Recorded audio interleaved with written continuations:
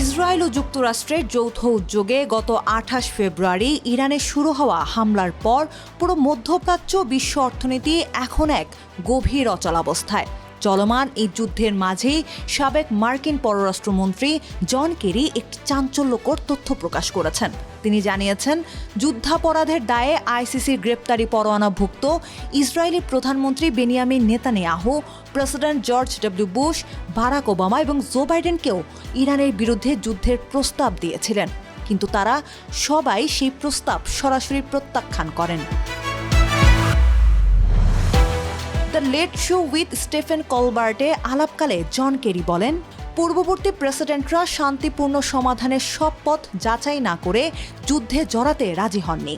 Vietnam যুদ্ধের অভিজ্ঞতার কথা স্মরণ করে তিনি বলেন, ভিয়েতনাম ও ইরাক যুদ্ধে শিক্ষা হলো মার্কিন জনগণের কাছে মিথ্যা বলবেন না, তারপর তাদের ছেলেমেয়েদের যুদ্ধে পাঠাতে বলবেন না।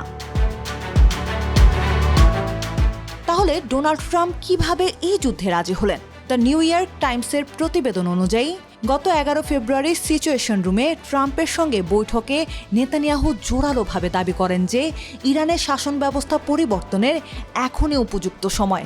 এই যৌথ আগ্রাসন দ্রুতই ইসলামিক রিপাবলিকের পতন ঘটাবে বলে তিনি ট্রাম্পকে আশ্বস্ত করেন। ট্রাম্প এই চটকদার প্রস্তাবে প্ররোচিত হয়ে হামলার সবুজ সংকেত দেন। তবে নেতানিয়াহুর এই ভবিষ্যৎবাণী পুরোপুরি ব্যর্থ হয়েছে বলে মন্তব্য করেছেন জন কেরি। ইরানে মানুষের জেগে ওঠা বা শাসন ব্যবস্থার পতন ঘটার কোনো লক্ষণই দেখা যায়নি। সংবাদ মাধ্যম এক্সিওস জানিয়েছে, নেতানিয়াহুর এই অতিরিক্ত আশাবাদী ও অবাস্তব দাবির কারণে গত মাসে মার্কিন ভাইস প্রেসিডেন্ট জেডি ভেন্সের সঙ্গে তার ফোনে তীব্র উত্তপ্ত বাক্য বিনিময় হয়। ভেন্স শাসন পরিবর্তনের নিশ্চয়তা নিয়ে নেতানিয়াহুকে কড়া ভাষায় চেপে ধরেন।